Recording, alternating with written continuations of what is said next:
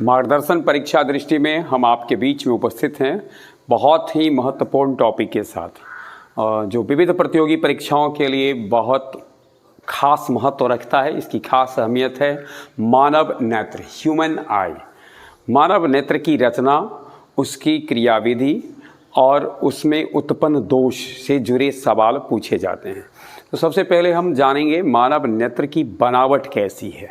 मानव नेत्र की आकृति लगभग गोलीय है। लगभग गोलीय इस्तेमाल किया जा रहा है, अर्थात पूर्ण गोला नहीं है। यह गोला यानी नेत्र गोला जो होता है वह लगभग गोलीय है, नाम भी नेत्र गोला है। और यह खोपड़ी में बने गड्ढे में पेशियों के द्वारा व्यवस्थित रहता है, यानी उसको जकरे, पेशियों के द्वारा जकरा रहता है। थोड़ा सा गुंजाइश रहती है घुमाने के, नहीं अल्प घुमा करके हम वस्तु को देखने का कार्य करते हैं। अब इसकी उपयोगिता तो हम सब समझते हैं कि संसार कितना हसीन है, रंगीन है, ये सब हम अपनी आँख से ही जान पाते हैं। आँख से हम देखते हैं और देखने की क्रियाविधि से पहले समझना पड़ेगा हमें कि इसकी बनावट कैसी है, यानी आँख की बनावट, रचना किस प्रकार की है। तो नेत्र गोला को सबसे बाहर से एक श्वेत पटल द्वारा, एक सफ़ेद पारदर्शी झिल्ली है जो उसको ढके है। तो जो नेत्रगोला का सबसे बाहरी आउटर सफ़ेद पारदर्शी जो झिल्ली होता है उसको हम लोग दृढ़ पटल कहते हैं। ध्यान में रखना है, नेत्रगोला का सबसे बाहरी भाग दृढ़ पटल कहलाता है। यही गोला आगे की ओर थोड़ा सा उभरा नजर आता है। तो पहले तो अगर हमसे ये पूछा जाए कि नेत्रगोला का सबसे बाहरी भाग कैसा है, पारदर्शी है, श्वेत है, और ये कहलाता है दृढ़ पटल। इसी का जो आप बाहर में भाग थोड़ा सा जो उभरा देखते हैं, यानी नेत्र गोला का ही जो बाहर में जो थोड़ा उभरा भाग है, इसको हम लोग कहते हैं कॉर्निया। कॉर्निया बहुत अर्थ रखता है, प्रकाश प्रवेश करता है नेत्र में कॉर्निया के माध्यम, यानी कॉर्निया को प्रकाश के लिए नेत्र का द्वारक कहते हैं, खिड़की कहते हैं, झरोखा कहते हैं। अगर हमसे पूछा जाए नेत्र की खिड़की किसे कहते हैं, कॉर्निया। नेत्र का झरोखा किसको कहते हैं, कॉर्निया। नेत्र का द्वारक किसको कहते हैं, कॉर्निया। इसी से होकर के प्रकाश नेत्र में प्रवेश करेगा।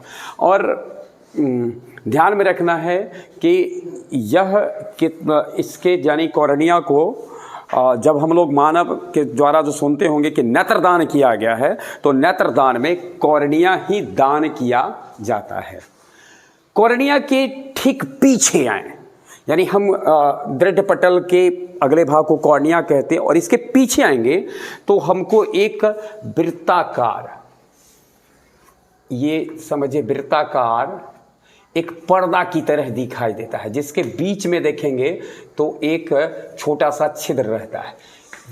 कॉर्निया के ठीक पीछे एक वृत्ताकार पर्दा है यहाँ, जिसके बीच में एक छोटा छिद्र होता है। इस वृत्ताकार पर्दा को कहते हैं आइरिस परितारिका, और इसमें वर्णक होते हैं, यानी छोटे छोटे रंगीन वर्णक होते हैं। ये जो दिखाई दे रहा है रंगीन वर्णक है। किसी का आँख भूरा, किसी का आँख नीला, कहते हैं नीली आँखें, भूरी आँखें। तो आँख का जो रंग है वह परितारिका में उपस्थित रंगीन वर्णक के द्वारा निर्धारित होते हैं। और परितारिका के बीच में जो आपको ये जो छिद्र दिखाई देता है, इसे प्यूपिल बोलते हैं। परितारिका के बीच का जो छिद्र है इसको प्यूपिल बोलते हैं। ये क्या करता है, यानी प्यूपिल का कार्य क्या है, तो जब प्रकाश की तीव्रता अधिक होती है तो यह सिकुड़ जाता है। जब प्रकाश की तीव्रता कम होती है तो फैल जाता है। अर्थात आँख से, यानी कॉर्निया से जो प्रकाश प्रवेश किया, इसको नियंत्रित करने का कितनी मात्रा की जरूरत है और कितना गैर जरूरी है, इसको नियंत्रित करने का कार्य करता है प्यूपिल, यानी परितारिका प्यूपिल के द्वारा। ध्यान में रखना है, ज्यों ही कभी कभी ऐसा हम महसूस करते होंगे कि अंधेरा से धूप से आते हैं और सीधे रूम में आते हैं तो मुझे दिखाई नहीं देता है। तो इसका कारण क्या है कि हमारा जो ये प्यूपिल है वो ठीक से फैला नहीं है, और जब वो फैलेगा तो फिर आपको दिखाई देगा। जब बाहर में रहते हैं, तीक्ष्ण रोशनी होती है तो प्यूपिल सिकुड़ जाता है। अब इसके सिकुड़ने में एक काम और है, एक और अंग आँख का काम करता है, उसकी चर्चा हम आगे करते हैं। तो रंग, आँख का रंग कैसा दिखाई देता है यह निर्भर करता है कि इसके ऊपर परितारिका में जो वर्णक होते हैं उसके ऊपर परितारिका कैसा है। एक गोलाकार पर्दा है, अब परितारिका से थोड़ा सा आगे बढ़, परितारिका में एक छिद्र है जिसको कि हम लोग प्यूपुल बोलते हैं, पुतली बोलते हैं। इससे थोड़ा सा हम आगे बढ़ेंगे तो यानी परितारिका से आगे बढ़ेंगे तो लेंस दिखाई देगा, आई लेंस। यह उत्तल लेंस जैसा है, उत्तल लेंस है, लेकिन ध्यान में रखना इसका आगे का जो भाग होता है वो कम वक्र होता है और पीछे देखिए ये थोड़ा कम वक्र है और पीछे उसकी वक्रता बढ़ गई है और इसकी रचना परतदार है और हर परत का जो अपवर्तनांक है वो भिन्न भिन्न है। लेकिन जब उसके परत का औसत अपवर्तनांक निकालेंगे यानी माध्य अपवर्तनांक निकालेंगे नेत्र लेंस का तो 1.44 है। तो ध्यान में रखना है नेत्र लेंस का माध्य अपवर्तनांक 1.44 है।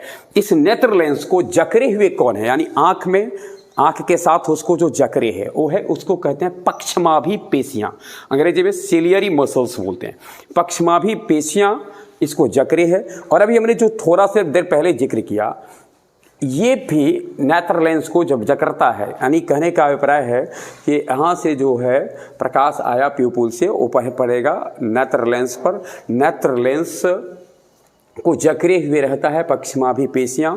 पक्षमाभी पेशियां बहुत अर्थपूर्ण है। यहाँ जब दूर की वस्तु को देखना होता है तो यह नॉर्मल हो जाता है, जब पास की वस्तु को देखना होता है तो नेत्र लेंस पे वो दबाव थोड़ा डालता है, दबाव डालता है पास की वस्तु को देखने के लिए, तो इससे लेंस की फोकस दूरी कम जाती है।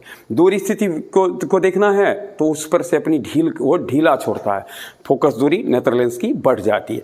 नेत्र लेंस की अपने आप ये फोकस दूरी घटाने बढ़ाने का यह जो अभिलक्षण है, गुण है, इसी के कारण नेत्र दूर की वस्तु को भी देख लेता है, निकट की भी वस्तु को देख लेता है। दूर स्थित वस्तु और निकट स्थित वस्तु को देख लेने की इस विलक्षण गुण को नेत्र लेंस की सामंजन क्षमता कहते हैं। तो अब हम आगे देखते हैं इसकी चर्चा हम आगे करेंगे। लेंस और कॉर्निया के बीच में, या सॉरी लेंस और कॉर्निया कह ले, आइरिस कह ले, इसके बीच में एक जलीय द्रव होता है, खारा होता है, थोड़ा सा नमकीन खारा द्रव होता है जिसको हम लोग जलीय द्रव एक्वस ह्यूमर कहते हैं। इसका अपवर्तनांक लगभग 1.336 होता है। ध्यान में रखना है एक्वस ह्यूमर का अपवर्तनांक लगभग 1.336 होता है। इसके बाद आगे हम देखेंगे तो लेंस के बाद आगे बढ़ते हैं पिछले पार्ट्स पर। सबसे महत्वपूर्ण एक पर्दा नजर आएगा जिस पर्दे पर प्रकाश, वस्तु से आ रही प्रकाश की किरणें वस्तु का प्रतिबिंब बनाती है। लेंस से अपवर्तन के बाद, लेंस ही नहीं बल्कि आंख के भिन्न भिन्न भागों से अपवर्तित होकर के वस्तु का प्रतिबिंब लेंस नेत्र के जिस पर्दे पर बनता है उसको हम रेटिना कहते हैं। रेटिना पर बहुत ध्यान में रखना है, रेटिना पर क्या क्या है, यानी रेटिना है ये पर्दा दिखाई दे रहा है। इस पर्दा का एक भाग उभरा भाग है, जिस भाग पर प्रकाश, अगर जो कोई वस्तु का प्रतिबिंब बनता है तो बिल्कुल साफ साफ दिखाई देगा। वह प्रकाश के लिए अत्यधिक संवेदी है। इसको, यह पीला रंग का होता है, इसको कहते हैं येलो पॉइंट। ध्यान में रखना है उभरा भाग, वही उससे थोड़ा सा एक गड्ढा भाग होता है। उस पर अगर प्रतिबिंब वस्तु का बन गया है तो आंख उसे जज नहीं कर पाता है, उसको आंख नहीं देख पाता है, उसको कहते हैं अंध बिंदु। तो ध्यान में रखना है येलो पॉइंट किसको कहते हैं, तो उभरा भाग जिस पे कि प्रकाश, रेटिना का भाग है जिस पर बने प्रतिबिंब का स्पष्ट देख पाता है। वही अंध बिंदु क्या है, यहाँ पर अगर किसी वस्तु का प्रतिबिंब बन गया तो आंख देख नहीं पाएगा। रेटिना से जुड़ा हुआ दो संवेदी तंतु होते हैं, एक होते हैं शंकु के आकार के शंकु कोशिका और एक होते हैं क्षर कोशिका।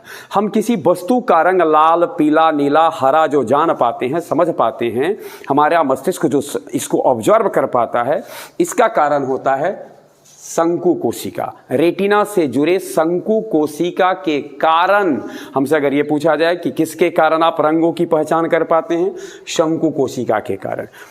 और कभी कभी कुछ चीज़ धुंधला दिखाई देता है, कुछ साफ साफ दिखाई देता है, कुछ चमकीला दिखाई देता है। इस किसके कारण होता है, तो होता है क्षर कोशिका के कारण। यानी रंगों की समझ शंकु कोशिका से, साफ साफ दिखना, प्रकाश यानी तीव्रता की समझ, स्वच्छता की समझ क्षर कोशिका से। तो इस प्रकार से अगर समझा जाए कि प्रकाश की तीव्रता के लिए उत्तरदायी शंकु कोशिका कौन है, क्षर कोशिका। प्रकाश के रंगों की पहचान के लिए कौन है, तो शंकु कोशिका। अब यहाँ पर जो रेटिना पर जो प्रतिबिंब बनता है, यह वस्तु का उल्टा प्रतिबिंब होता है, किसी वस्तु का उल्टा प्रतिबिंब बनता है। लेकिन अभी यह रहस्य को सुलझा नहीं पाया गया है कि रेटिना पर बने प्रतिबिंब को मानव की अनुभूति सीधा कैसे होती है। अब इसकी चर्चा कभी अभी, चूंकि यह रहस्य है, यानी ये जो उनके दूत हैं, मस्तिष्क के दूत हैं जो रेटिना पर, यानी ऐसे समझ लें कि मस्तिष्क ने अपना दूत भेज दिया है कि जाओ आंख को कंट्रोल करना और आंख पर जो बनेगा, प्रतिबिंब बनेगा, उसको मुझे सूचना देना। तो सूचना देने वाले हैं क्षर कोशिका और शंकु कोशिका। इस तरीके से ये हमारा कुछ इंपॉर्टेंट पार्ट था। एक महत्वपूर्ण भाग जो एक और समझना है हमको, वह है कोराइड, श्वेत पटल, जो हमने दृढ़ पटल के जो निचला भाग होता है, यह काला रंग का होता है लगभग। ये इसको हम लोग कहते हैं कोराइड, रक्तक पटल भी कहते हैं। इसका काम क्या है, अगर ज़्यादा मात्रा में प्रकाश पहुंच गया है आंख के अंदर तो उस प्रकाश को अवशोषित कर लेना। कैमरा में भी होता है, एक पर्दा होता है जो अवशोषित करता है ताकि उसके अंदर आंतरिक परावर्तन न हो। तो ध्यान में रखना है, अगर आंतरिक परावर्तन होगा तो अब डिफरेंट प्रतिबिंब, अलग अलग प्रतिबिंब बनने लगेंगे, तो आंख को परेशानी होगी, मस्तिष्क को भी परेशानी होगी, कौन वास्तविक है कौन का आभासी है। इसलिए कोराइड का काम होता है जो अवांछित प्रकाश चला जाता है उसको अवशोषित कर प्रकाश के आंतरिक परावर्तन को रोकना। तो एक बार फिर से हम लोग ध्यान में रखेंगे कि आंख का सबसे बाहरी भाग कौन है, तो दृढ़ पटल है। दृढ़ पटल के ठीक पीछे कौन है, दृढ़ पटल। देखिए दृढ़ पटल का उभरा भाग कॉर्निया, कॉर्निया के पीछे का पार्ट्स परितारिका, परितारिका में जो छिद्र है उसको हम कहते हैं प्यूपिल। उसके बाद पीछे है लेंस, लेंस आगे से कम वक्र है, पीछे से ज़्यादा वक्र है, लगभग उत्तल लेंस है। लेंस को जकरे कौन है, सिलियरी पेशियाँ। सिलियरी पेशियाँ उसको ढील भी देता है, कब, जब दूर को देखना है। जकर कब लेता है, जब निकट को देखना है। प्यूपिल फैल कब जाती है, जब प्रकाश मंद हो। सिकुड़ कब जाती है, जब प्रकाश कम, प्रकाश अधिक हो। तो इस प्रकार से यह प्रकाश को नियंत्रण करता है। इसके बाद क्या है, इसके और इसके बीच में एक द्रव होता है, खारा द्रव है, उसको एक्वस ह्यूमर कहते हैं। इसके बीच में यानी रेटिना और लेंस के बीच में एक द्रव होता है जिसको विट्रियस ह्यूमर कहते हैं। दोनों द्रव का अपवर्तनांक लगभग 1.336 ही होता है। रेटिना पर वस्तु का प्रतिबिंब बनता है। रेटिना का एक उभरा भाग होता है जिसे पीत बिंदु कहते हैं, वहाँ बना प्रतिबिंब बहुत साफ साफ दिखाई देता है, चूँकि वो पीला भी है। और उसी के निकट नीचे एक गड्ढा टाइप का होता है जहाँ जो प्रकाश के लिए बहुत कम संवेदी है, और वहाँ बना प्रतिबिंब आँख की रेटिना पर अगर वहाँ प्रतिबिंब बनता है, वो पर्दे का भाग है, रेटिना का ही भाग है, लेकिन वहाँ बनता है तो ठीक से दिखाई नहीं देता है अथवा न ही दिखाई देता है। रेटिना के पीछे क्षर और शंकु कोशिका तंतु जुड़े हैं। क्षर और शंकु मिलकर के मस्तिष्क को सूचना भेजते हैं, विद्युत चुंबकीय तरंगों के माध्यम से भेज देते हैं। अब वो कैसे भेजते हैं इसकी चर्चा यहाँ नहीं की जा सकती है। शंकु के कारण रंग की पहचान होती है। किसी किसी के बारे में हम सुनते होंगे कि उसको वर्णांधता है, रंग की पहचान नहीं हो पा रही। इसका अर्थ है कि उसके रेटिना पर शंकु तंतुओं की संख्या में कमी है। उसके बाद क्षर कोशिका प्रकाश की तीव्रता के लिए उत्तरदायी है। कोराइड दृढ़ पटल के नीचे का पटल है, वो करता क्या है, तो वह हमको जो है सो अधिक मात्रा में जो प्रकाश आ जाता है उसको अवशोषित करके प्रकाश के आंतरिक परावर्तन को रोकता है।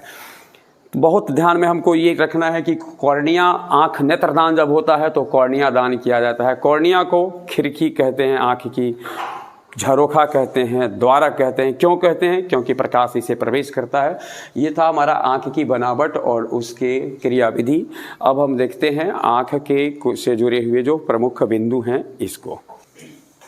आँख से जुड़े प्रमुख जो पारिभाषिक पद हैं उनमें से पहला है निकट बिंदु। सामान्य आँख का जब हम ये चर्चा कर रहे हैं तो सामान्य आँख का अभिप्राय है कि कोई उसमें दोष नहीं हो। तो सामान्य आँख का निकट बिंदु किसको कहते हैं, आँख के निकटस्थ, आँख के समीपस्थ स्थित वह बिंदु जिससे और निकट अगर वस्तु को ले आए तो उसका प्रतिबिंब आपको दिखाई, यानी उससे का प्रतिबिंब आँख की रेटिना पर स्पष्ट नहीं बन पाए एकदम बिल्कुल। जैसे एन है, इसके यहाँ अगर वस्तु है तो इसका प्रतिबिंब बनेगा, लेकिन इसको और निकट ले आए तो ये दिखाई नहीं दे, तो इसको कहेंगे आँख का निकट बिंदु। आँख के निकटस्थ वह बिंदु जिसके और निकट स्थित वस्तु का प्रतिबिंब आँख पर नहीं बनता है, यानी आँख नहीं देख पाता है, उसको कहेंगे निकट बिंदु, इसे प्रायः n से सूचित करते हैं। फिर इसी तरीके से दूर बिंदु, दूरस्थ स्थित, आंख से दूरस्थ स्थित, सबसे दूर स्थित वह बिंदु जिससे और दूर वस्तु रख दो तो उसका प्रतिबिंब हम न देख पाएं, उस वस्तु को हम न देख पाएं, उसका वस्तु का प्रतिबिंब आंख की रेटिना पर स्पष्ट न बने। अर्थात निकट से निकट रख दो वस्तु को तब हम न देख पाएं, दूर से दूर रख दो वस्तु, दूर बिंदु से दूर रख दो तो दिखाई नहीं दे। निकट बिंदु एक आंख के लिए, सामान्य आंख के लिए जो ये निकट बिंदु है यह यहाँ से 25 सेंटीमीटर की दूरी पर होता है। अगर हमसे ये पूछा जाए कि सामान्य आंख का निकट बिंदु आंख से कितनी दूरी पर है, 25 सेंटीमीटर पर। सामान्य आंख के लिए दूर बिंदु अनंत पर, अर्थात दूर बिंदु अनंत पर स्थित है। आसमान के तारा को भी हम देख लेते हैं, कहाँ है तारा पता भी नहीं रहता, देख लेते हैं, तो अनंत पर। और निकट बिंदु 25 सेंटीमीटर पर। 25 सेंटीमीटर को स्पष्ट दृष्टि की न्यूनतम दूरी, और इसको कहेंगे स्पष्ट दृष्टि की दूरतम दूरी, अधिकतम दूरी। स्पष्ट दृष्टि की अधिकतम दूरी पूछा जाए अनंत, स्पष्ट दृष्टि की न्यूनतम दूरी पूछा जाए 25 सेंटीमीटर। सामान्य आंख के लिए निकट बिंदु 25 सेंटीमीटर, सामान्य आंख के लिए दूर बिंदु अनंत पर, ये कहीं अनंत का चिन्ह है। अब सवाल है, अगला है हमारा दृष्टि विस्तार। दृष्टि विस्तार किसको कहते हैं? तो हमारा जो आंख है इसका देखने का जो दायरा है, जहां से जहां तक को यह देख लेता है, कहां से कहां तक देख लेता है, एन से लेकर एफ तक। यानी सामान्य आंख का दृष्टि विस्तार निकट बिंदु अर्थात 25 सेंटीमीटर पर स्थित बिंदु से लेकर दूरतम बिंदु अर्थात अनंत पर का बिंदु होता है। तो दृष्टि विस्तार अगर हमसे पूछा जाए दृष्टि विस्तार किसे कहते हैं? सामान्य आंख के निकट बिंदु से दूर बिंदु के बीच के क्षेत्र को, बीच के दायरे को दृष्टि विस्तार कहते हैं। और इसी में रखी वस्तु को इसी यहीं कहीं रखेंगे तो हमारा आंख उसे देख पाने में सक्षम है। अगर हम इधर रख दें तो नहीं, बाहर चला जाए तो नहीं। यही दोषपूर्ण आंख में होता क्या है, यही बदल जाता है, एन और एफ बदल जाता है। किसी का एन खिसक जाता है इधर, किसी का एन दूर भाग जाता है, किसी का एफ निकट आ जाता है। तो इस तरीके के दोष कैसे होते हैं इसकी चर्चा हम अगले वीडियो में करेंगे। अगला है हमारा नेत्र की सामंजस्य क्षमता। पीछे ही हमने कहा सामंजस्य स्थापित करना, अर्थात दूर की वस्तु को भी देख लेना, निकट की भी वस्तु को साफ साफ देख लेना।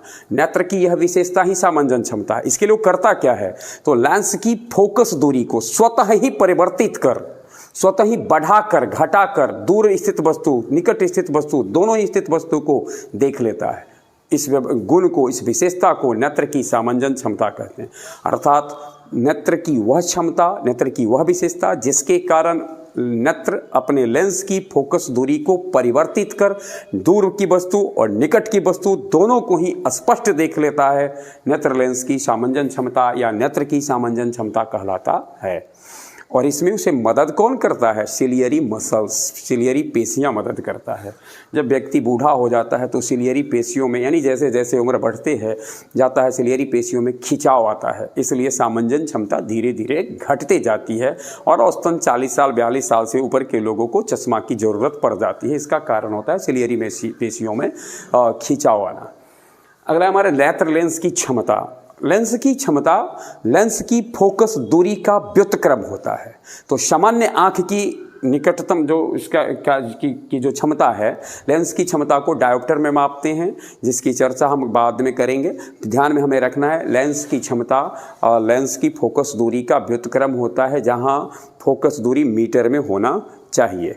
और यह सामान्य आंख के लिए याद रखना है हमको, सामान्य आंख की लेंस जो होते हैं उसकी क्षमता +4D होता है, +4 डायोप्टर होता है। ये हमारा नेत्र से जुड़ा हुआ प्रमुख बिंदु था। विशेष जो इससे जुड़े PDF हों, इसे आप हमारे टेलीग्राम अथवा व्हाट्सएप लिंक से भी प्राप्त कर सकते हैं। अपेक्षा है आपको हमारा यह प्रयास परीक्षा की तैयारी में मदद करता होगा। इन्हीं अपेक्षा के साथ तमाम शुभकामनाएं आपके आगामी परीक्षा के लिए। बहुत बहुत धन्यवाद।